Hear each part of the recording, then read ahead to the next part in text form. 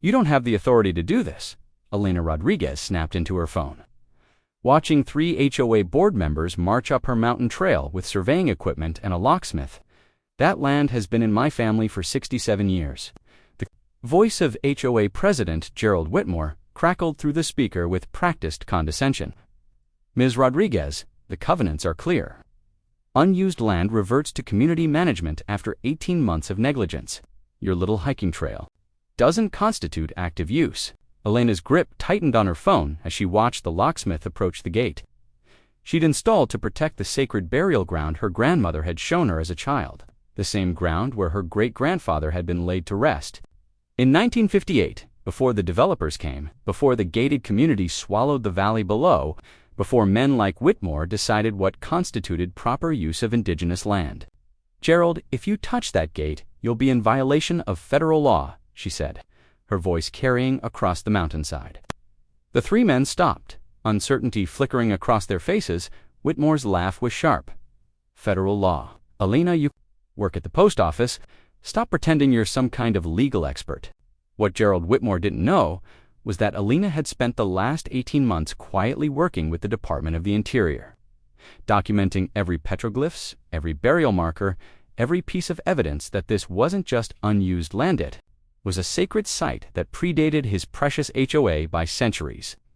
What he didn't know was that while he'd been scheming to seize her property for his luxury development project, she'd been building a case that would turn his world upside down. Locksmith looked between the gate and his employer, tools frozen in his hands. Elena could see the exact moment doubt crept into his expression. "Ma'am," the locksmith called out, "is this really federal land?" "Don't listen to her," Whitmore barked, his voice now sharp with something beyond mere authority. "She's been feeding you lies for months. This is HOA property, fair and square." But Elena was already pulling out her phone, scrolling to the PDF that had arrived in her inbox just 3 hours ago. The document that would change everything. The notification from the National Park Service that had made her hands shake when she'd first read it. "Gerald," she said, her voice carrying a new edge, "I need you to listen very carefully. As of this morning, this land is no longer under HOA jurisdiction. It's not even private property anymore." The surveyor lowered his equipment. "What do you mean?" Elena smiled, thinking of her grandmother's stories. Of the years she'd spent documenting every sacred marking, every piece of heritage that men like Whitmore had dismissed as worthless. She thought of the 18 months she'd spent playing the role of the defeated postal worker while secretly building an unshakable case. As of 9:47 a.m. this morning, she said, "This land is officially designated as the Esperanza Cultural Heritage National Monument. Congratulations, Gerald. You just attempted to break into a federal protected site." The silence that followed was broken only by the sound of Whitmore's phone hitting the ground. 3 hours earlier, Elena had been sorting mail at the Ridgewood post office when her phone buzzed with the email that would vindicate 2 years of patient work. The subject line read, "Official designation approved, Esperanza Cultural Heritage National Monument." Her hands had trembled as she opened the attachment. After 18 months of documentation, meetings with tribal historians, archaeological surveys, and legal consultations, the Department of the Interior had fast-tracked her application. The 127-acre plot that Gerald Whitmore had been trying to seize wasn't just family land, it was now federally protected heritage site. Elena's supervisor, Mrs. Chen, had noticed her distraction. "Everything okay, Elena?" "Actually," Elena had said, printing out the official designation letter, "I need to make a call." The irony wasn't lost on her. For months, Whitmore had been telling neighbors that Elena was just a postal worker who didn't understand property law. He'd used her job as evidence that she couldn't possibly have legitimate claim to prime mountain property worth millions. At every HOA meeting, he'd dismissed her concerns with condescending references to her limited education and unrealistic expectations. What Whitmore hadn't known was that Elena had been using her position at the post office strategically. She'd been tracking every piece of correspondence related to his development scheme, noting the suspicious timing of certain deliveries, and most importantly, building relationships with federal employees who processed mail for various government agencies. It was through these connections that she'd learned about the expedited heritage site designation process. It was through these relationships that she'd discovered Whitmore's company had been lobbying to have the entire mountainside rezoned for commercial development. Now, watching the three men retreat down the mountain trail, Elena felt the weight of her grandmother's teachings settling into place. Abuela had always said that patience was the strongest weapon against bullies who thought they owned the world. "You haven't heard the last of this," Whitmore's voice carried up from below. "I don't care what paperwork you think you have. This is still HOA property, and I will not be intimidated by threats." Elena smiled, thinking of the federal agents who would be arriving within the hour to establish the monument's boundaries. She thought of the news crews who would follow, of the story that would spread about the postal worker who'd outmaneuvered a powerful developer to protect sacred land. But mostly, she thought of her grandmother's spirit. Finally, at peace, the war between Elena Rodriguez and Gerald Whitmore had started 2 years ago, but its roots went back decades. Elena's great-grandfather, Joaquin Rodriguez, had been among the last indigenous families to hold on to ancestral land when developers began transforming the valley in the 1960s. He'd refused every buyout offer, every pressure campaign, every legal challenge. When Joaquin died in Ijubati, he'd left the mountain property to his granddaughter Marialona's grandmother with specific instructions. "This land holds our ancestors. It must never be sold, Maria."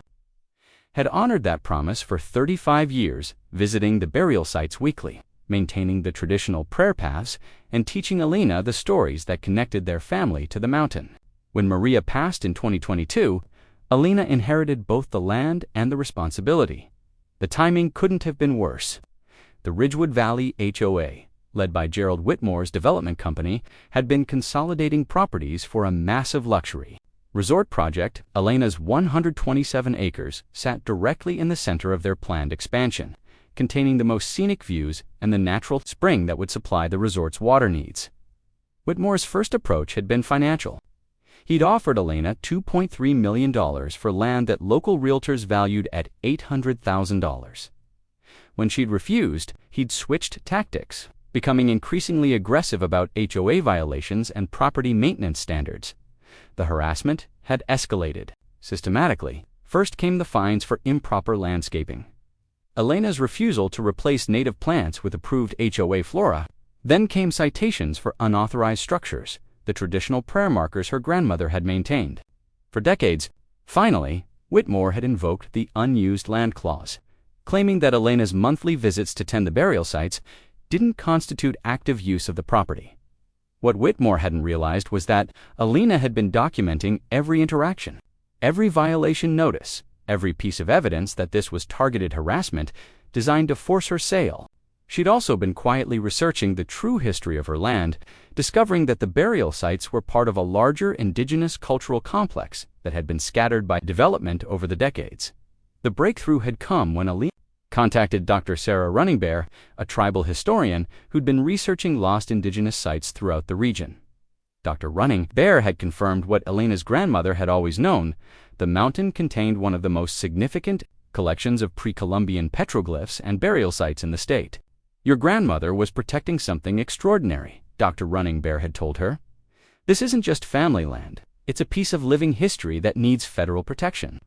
The heritage site application process had taken 18 months, during which Elena had endured escalating pressure from Whitmore and the HOA. She'd been strategic about her responses, playing the role of the overwhelmed postal worker while secretly building an unassailable case for federal designation. Now, as she watched federal agents establish the monument's perimeter, Elena felt the weight of her ancestors' trust settling into triumph. The federal agents arrived within an hour, just as Elena had promised. Special Agent Maria Santos from the National Park Service stepped out of the lead vehicle, her crisp uniform and official credentials immediately shifting the dynamic on the mountain. Ms. Rodriguez, Agent Santos, extended her hand. "Congratulations. The Esperanza Cultural Heritage National Monument is now officially under federal protection." Gerald Whitmore, who had been pacing near the gate since his initial retreat, immediately stepped forward. "Agent Santos, I'm Gerald Whitmore, president of the Ridgewood Valley HOA. I need to inform you that this woman has been making false claims about federal designation. This is private property under HOA jurisdiction." Agent Santos consulted her tablet, her expression remaining professionally neutral. "Mr. Whitmore, I have the official designation paperwork right here. This site was approved for National Monument status this morning after an 18-month review process." "That's impossible," Whitmore's voice rose. "I would have been notified. The HOA has legal standing in any property status changes." "Actually," Elena interjected, "the HOA only has jurisdiction over properties that remain under private ownership. Federal designation supersedes local covenants." Agent Santos nodded. "Ms. Rodriguez is correct. However, Mr. Whitmore, I understand your confusion. The application process was expedited due to the cultural significance of this site and evidence of immediate threat to its integrity." Elena watched Whitmore's face process this information. She could see the exact moment he realized the implications, not just for her property, but for his entire development project. "What kind of immediate threat?" Whitmore asked, his voice carefully controlled. Agent Santos pulled out a thick folder. "We received documentation of systematic harassment designed to force the sale of culturally significant land. Additionally, we have evidence of planned development activities that would have destroyed irreplaceable archaeological sites." The surveyor who had accompanied Whitmore shifted uncomfortably. "Mr. Whitmore, you didn't mention anything about archaeological sites when you hired us." "Because there aren't any," Whitmore snapped. "This is all fabricated nonsense designed to block legitimate development." "Death." She pulled out her phone and opened the photo gallery she'd been building for 2 years. "Gerald," she said, her voice carrying across the mountainside, "would you like to see the petroglyphs you were planning to bulldoze for your resort's parking lot? Had been hidden behind overgrown brush." The surveyor moved closer, his professional interest clearly piqued. "Those markings," he said slowly, "how old are they?" Agent Santos smiled. "According to our archaeological assessment, between 800 and 1,200 years old, they represent one of the most significant collections of pre-Columbian art in the region."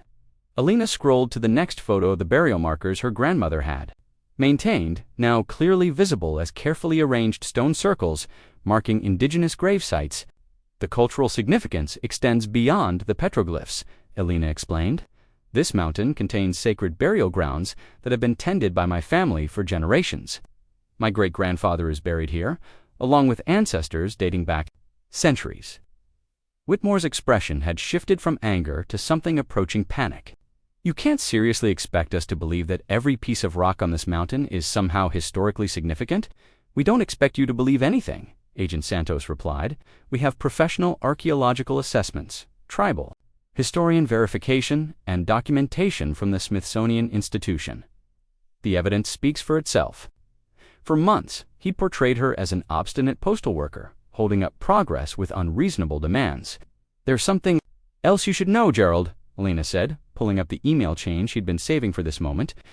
"I've been in contact with the EPA about the environmental impact assessments for your resort project.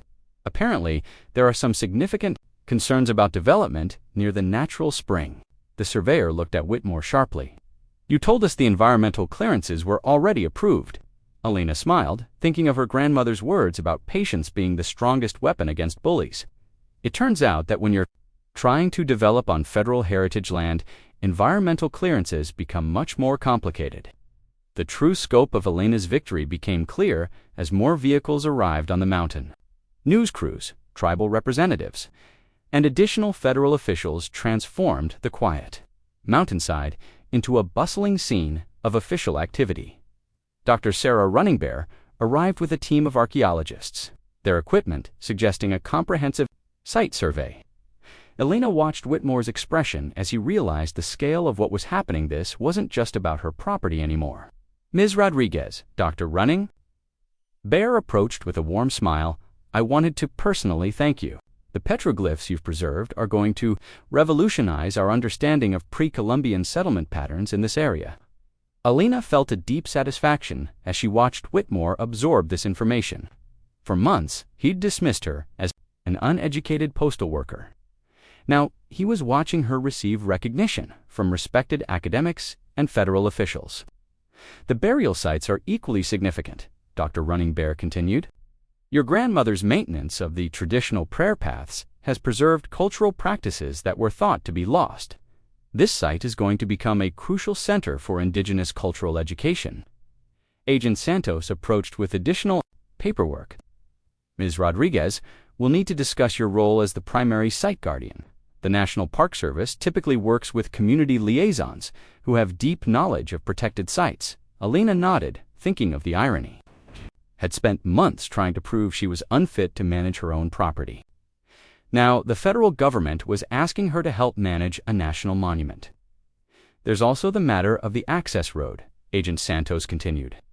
We'll need to ensure that the route through the HOA property remains open for federal maintenance. And visitor access. Elena watched this information hit Whitmore like a physical blow. Not only had he lost his chance to acquire her property, but now he would be required to provide access through his development for federal vehicles and tourists. Visiting the monument. Wait, Whitmore stepped forward, his composure finally cracking. To provide unlimited access through our private community for tourists and federal vehicles. Agent Santos consulted her tablet again. Mr. Whitmore. When the monument was designated, the existing access route was included in the federal easement. The HOA agreed to this easement when they incorporated the original land grants into their development plan. That's impossible. Whitmore's voice rose. I would have known about any federal easements. Elena smiled, thinking of the hours she'd spent in the county records office tracing the legal history of every property transfer in the valley. Gerald, did you actually read the original land grants when you bought the development rights? The silence that followed was telling. Elena could see the exact moment Whitmore realized he'd been outmaneuvered not just by her recent actions, but by legal documents that predated his involvement by decades. The original Spanish land grants included provisions for indigenous access. 2 sacred sites, Elena explained. Those provisions were carried forward into every subsequent property transfer, including your HOA incorporation documents. Your family has maintained legal and cultural continuity with this land for over 400 years. The federal designation simply recognizes what was always true: this site belongs to the community that has stewarded it for generations. Elena watched Whitmore's face process the full implications. He'd spent 2 years trying to prove she was an outsider with no legitimate claim to the land. Now federal officials were describing her family as the rightful guardians of a site that predated European settlement. The visitor center construction will begin next month, Agent Santos added. We're looking at approximately 50,000 visitors per year once the site is fully developed. The economic impact on the local community should be substantial. Elena felt the final piece of her grandmother's vision clicking into place. Not only had she protected the sacred sites, but she'd created a sustainable way for the community to benefit from their cultural heritage. As the federal officials continued their work, Elena noticed Whitmore retreating to his car, phone pressed to his ear. She could hear fragments of his conversation: urgent, angry words about lawyers and appeals and finding ways to fix this situation. She approached him as he ended the call, ready for the confrontation she'd been preparing for since this all began. Gerald, she said, her voice carrying the authority she'd earned through 2 years of careful planning. We need to talk. He turned to face her, his expression a mixture of rage and disbelief. You think you've won something here, Elena? You think turning this into some kind of federal circus is going to solve anything? I think, Elena replied calmly, that I've protected something that was never yours to take. Protected. Whitmore's voice rose. You've destroyed the economic future of this entire valley. That resort project would have brought thousands of jobs, millions in tax revenue, real prosperity to this community. Elena felt the weight of her grandmother's teachings settling into her response. Gerald, you're talking about prosperity built on the destruction of sacred burial grounds. You're talking about jobs that would have lasted a few years in exchange for obliterating 1,200 years of cultural heritage. Cultural heritage. Whitmore's laugh was bitter. Elena, you work at the post office. You have no idea what real economic development looks like. You keep saying that, Elena replied, as if my job somehow disqualifies me from protecting my family's land. But here's what you never understood. Chose that job because it gave me access to information. I chose it because it connected me to federal employees who could help me build this case. She pulled out her phone and showed him a photo of the memorial plaque that would mark the monument's entrance. See that name? Joaquin Rodriguez Memorial Trail. That's my great-grandfather. He held onto this land when developers like you were pressuring families to sell in the 1960s. Whitmore studied the image, his expression shifting as he processed the implications. Your great-grandfather, ... He was one of the original holdouts. He was the last holdout, Elena corrected. Every other family in the valley took the buyout offers. But Joaquin knew that some things are more valuable than money. He knew that once you destroy sacred sites, you can never bring them back. She scrolled to another photo, a historical image of her great-grandfather, standing beside the same petroglyphs that federal archaeologists were now documenting. Gerald, this isn't about me stopping your development project. This is about honoring a promise that's been kept for 4 generations. Elena watched Whitmore's face as the full scope of his miscalculation became clear. He'd targeted her property, thinking she was a vulnerable postal worker who could be intimidated into selling. Instead, he'd challenged the guardian of a cultural site that had been protected by her family for over 60 years. The resort project, Whitmore said slowly. It's finished, isn't it? Elena nodded. The federal designation covers the entire watershed. No commercial development will ever be permitted in this valley. Do you have any idea what you've cost me? Whitmore's voice carried a new edge of desperation. I've invested everything in this project. My company, my reputation, my family's financial future. Gerald, Elena said, her voice softening slightly, I know you're angry, but you made a choice to target land that was never available for development. You chose to harass a family that was fulfilling a sacred obligation. She gestured toward the federal agents who were establishing the monument's boundaries. This outcome was always inevitable. The only question was whether you'd be remembered as the developer who tried to destroy a cultural treasure, or as someone who found a way to work with the community. Whitmore stared at her for a long moment, his anger slowly giving way to something approaching acceptance. You planned all of this, didn't you?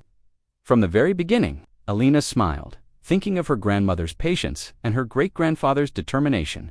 Gerald, I learned a long time ago that the most powerful weapon against bullies is simply refusing to give up. You thought you could intimidate me into selling. Instead, you gave me the motivation to prove that this land deserved federal protection. As if summoned by her words, Agent Santos approached with final paperwork. Ms. Rodriguez, we'll need you to sign these documents confirming your role as the primary community liaison for the monument. Elena accepted the papers, aware that Whitmore was watching every signature. Agent Santos, what happens to development projects that were planned for areas now under federal protection? They're permanently prohibited, Agent Santos replied. The monument designation includes a buffer zone that extends to the valley floor. No commercial development will be permitted within 5 miles of the sacred sites. Elena watched Whitmore absorb this final blow. His entire development project, not just her property, but the entire valley, was now off-limits. There is one option, Elena said, turning back to Whitmore. The National Park Service is looking for local contractors to build the visitor center and maintain the access roads. It won't be a luxury resort, but it could provide steady employment for the community. Whitmore studied her face, searching for signs of mockery or revenge. Instead, he found something he hadn't expected: an offer of partnership. You'd recommend my company for federal contracts, he asked. After everything I've put you through, Elena thought of her grandmother's teachings about forgiveness and community healing. Gerald, this monument is going to be here for generations. We can either spend those generations fighting, or we can find a way to build something positive together. 6 months later, Elena stood at the entrance to the Esperanza Cultural Heritage National Monument, watching the first tour group of the day gather around the memorial plaque dedicated to her great-grandfather. The visitor center, constructed by Whitmore's company under federal contract, had opened the previous month to national media attention. The transformation had been remarkable. The quiet mountain that had once been threatened by development was now a thriving center for cultural education and historical research. The burial sites her grandmother had tended in solitude were now visited by thousands of people eager to learn about indigenous history and cultural preservation. Dr. Running Bear approached with a group of graduate students who were conducting the summer archaeological survey. Elena, I wanted to show you the latest findings from the eastern slope. We've uncovered evidence of continuous habitation dating back over 2,000 years. Elena felt a deep satisfaction as she reviewed the documentation. Every new discovery validated her grandmother's stories and reinforced the importance of the federal protection she'd fought to secure. The petroglyphs on the Northern Trail are even more significant than we initially thought, Dr. Running Bear continued. They appear to be astronomical markers that align with seasonal ceremonies. Your grandmother's maintenance of the prayer paths helped preserve the sight lines that make the alignments visible.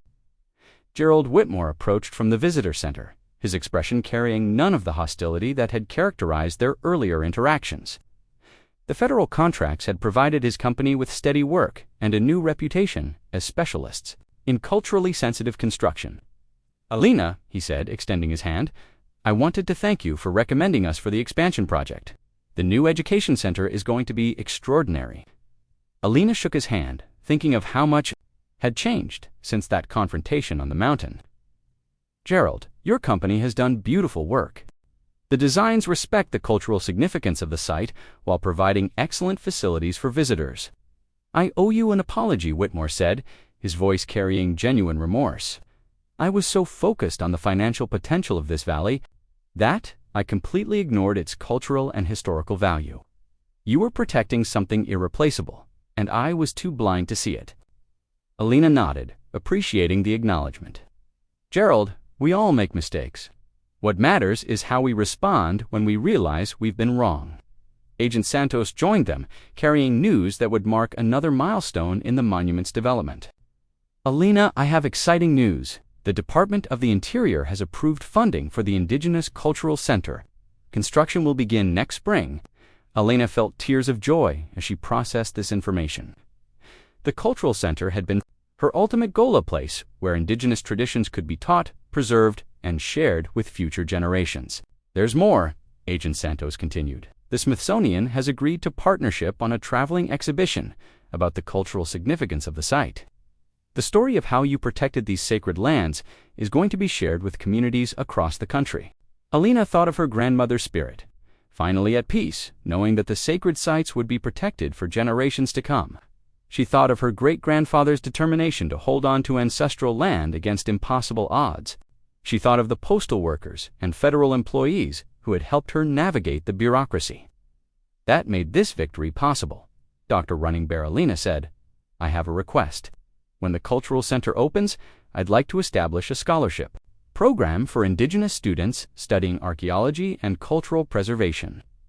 "That's a wonderful idea," Dr. Running Bear replied. "We could structure it as a partnership between the monument and local tribes, providing both educational opportunities and career pathways in heritage protection." Elena smiled, thinking of young people who would grow up understanding that their cultural heritage was not just worthy of protection, but nationally recognized as a treasure. She thought of children who would visit the monument and learn that ordinary people could achieve extraordinary things when they refused to give up. Whitmore cleared his throat, his expression thoughtful. "Elena, I've been thinking about what you said about building something positive together.